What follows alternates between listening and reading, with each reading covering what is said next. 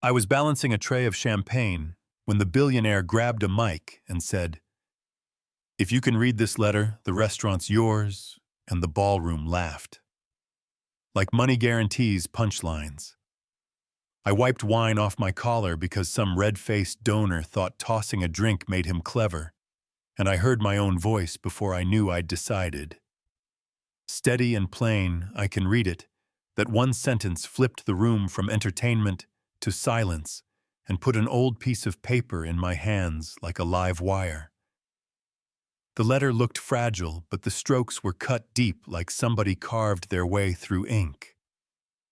The first line hit hard. My child. If you're reading this, I have waited too long, and every symbol felt like stairs I'd climbed before at my grandmother Marisol's kitchen table back when she traced secret circles over cheap linoleum and whispered, "This is how people like us keep a road inside a story." I told him, Cole Harrington, the type of man a magazine calls a visionary because his jawline is on payroll, that the marks weren't decoration, they were numbers, a counting pattern from a system nobody teaches in places where the carpet is that plush, and the coordinates pointed to Willow Bend, North Carolina, which is the kind of town where the diner still closes on Wednesdays and the night sky remembers stars. You know what I mean? We flew there the next afternoon on a jet where the wood paneling had a better credit score than me, checked into a creaky bed and breakfast, and followed moonlight to a chapel graveyard, where one tired willow leaned like it was listening. I read the line again. When moonlight touches the willow, the shadow points the way. And we waited like fools until the clouds slid off the moon and the branch shadow reached across the ground to a spot that looked like the earth was holding its breath. I scraped leaves, felt wood, pried up a box, and inside were oilcloth pages, a necklace stamped with a crescent over a sunburst, the same symbol Marisol wore without explaining. And another letter to my daughter or my son, it said, and I swear the air changed temperature like the past exhaled right there between the stones. The woman who wrote those lines was Lena Harrington Cole's mother and Ruth Delacroix, the neighbor who'd kept the stash safe for years, poured tea that tasted like the inside of a book, and laid out more letters tied with tired ribbon, one to me with my name spelled clean, one to Cole. Both of them apologies, wrapped around instructions, the journal said. There were 2 keys, one kept by the woman who raised the girl, one hidden. Where quiet was taught, the vault opens only when both turn together. I laughed at the timing because Marisol had given me a locket on my 15th birthday with a tiny key tucked inside, and no explanation except for when the door is real and the other key, we found it under a loose floorboard in the piano room of the old Harrington place, the one room his mother had insisted on keeping, as is when the rest of the estate got rebuilt to look rich. So we went to Harborview Cemetery at dawn, fog still stitched to the grass, 2 keyholes set a shoulder width apart in the mausoleum door, my hand shaking so bad I almost dropped my side. We turned together, something heavy clicked in the stone like a throat clearing, and down in the cool belly of the family crypt, we lifted a chest that held paper enough to change the weather on top, a sealed envelope for the one who carries silence and truth beneath it. A notarized will dated 3 months before Lena died. The real one, not the version polished for men who like their meetings quiet and their legacies loud. That will named Marisol, and after her named me, not a charity gesture, not a footnote, but the person Lena wanted steering the foundation that wore her name while feeding the image of men who never learned to say sorry. Yeah, that happened.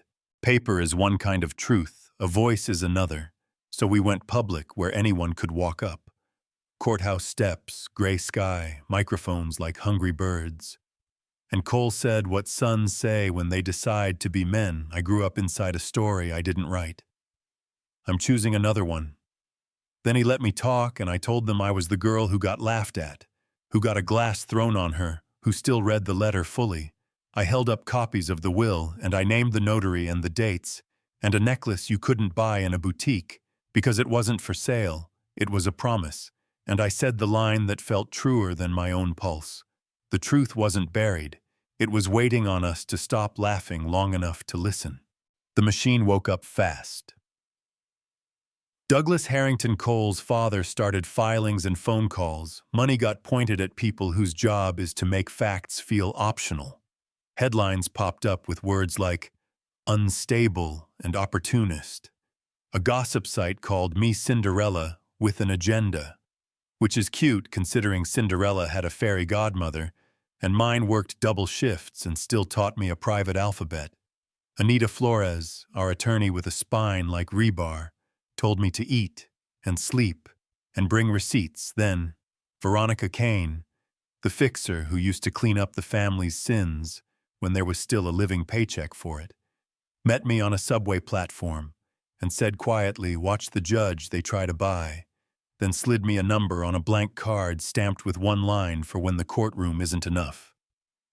You know what I mean? Court felt like church with worse seating and better lighting. Anita laid out handwriting matches and witness logs and the chain of custody like a map. The other side performed outrage like a talent. The judge listened, which is a miracle in itself. Then he ruled the thing that turned air to light. The revised will is valid. Ava Brooks is the legal daughter and co-executor. I didn't sob or collapse. I stood and breathed and walked outside into cameras and said, "I'm not here to inherit an empire. I'm here to rebuild what was stolen." That sentence cut through a week of noise like a clean blade. Winning on paper doesn't end the war. It just changes where you fight. Douglas tried to jet, then changed his mind and summoned us to the estate like his fireplace was still a throne, poured 2 whiskeys, told me power lives in perception, and he could make the world see me as a mistake. And I told him he already tried, and I'm still here. Cole didn't blink either. "Maybe the name needs burning," he said, and I watched his father register the fact that the boy he raised to play scales had learned volume. The next morning, a federal agent rang Anita, and soon enough, Douglas was staring at a camera. He didn't control. Wire fraud and obstruction aren't allergic to rich last names, turns out. After that, it was work. The kind that doesn't photograph well. Budgets and leases and saying no to glossy campaigns that polish reputations while the shelter roof still leaks. We sold a vacation property, cut executive perks that had become habits instead of needs. Moved real money into housing and re-entry and scholarships with names handwritten on the line. Because people aren't bullet points. They're rent due on the first. Cole resigned his spotlight and stood shoulder to shoulder, the kind of ally you don't have to caption. And I kept my name. People asked if I'd take Harrington. I said no. Lena loved Ava Marisol, raised Ava. I'm not trading the name that carried me for a crest that tried to erase me. A package arrived one afternoon with a photo of Lena as a kid holding a violin and a note in her slanted hand. "You are the best part of me." And I sat at my kitchen table and let 4 words rearrange a lifetime of being told to keep my voice at a reasonable volume. We opened the Lena Center in a building that used to be a bank, because irony pays retail. The day we cut the ribbon, an older woman in scrubs touched my arm and said, "Thank you for being loud." And I wanted to tell her I wasn't brave. I was tired, which is sometimes the same thing. We still take hits online and in rooms where power is allergic to audits. Veronica's card stays in my wallet, and Anita's number stays at the top of my phone. And most mornings I teach a writing class to girls who don't need me to save them. They need me to hold the door and tell them no one gets to edit their names smaller. So here's where I land. I'm still the server in cheap shoes who said I can read that and meant it. The letter didn't give me a restaurant. It gave me a map out of someone else's narrative and into my own. The man who mocked me watches sunsets through a different set of bars now. The son who thought duty meant silence learned that loyalty can be loud. The foundation that used to be a mirror became a window, and the truth that lived in a box under a willow turned into a blueprint with rooms big enough for other people to breathe in. And if you want a clean ending, I don't have one. I have a promise. I'm going to keep writing our names bigger, where people tried to shrink them. I'm going to keep turning keys with both hands until the doors stop locking behind us. And if that makes me the villain in someone's story built on a lie, then fine.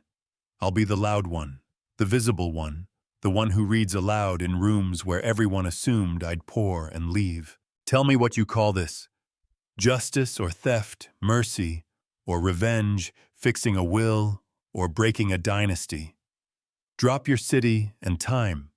In the comments, argue with me if you have to tell me when you stopped being a joke and became the person holding the key because somewhere a girl is learning the circles that hide a road and she needs to hear how you walked yours.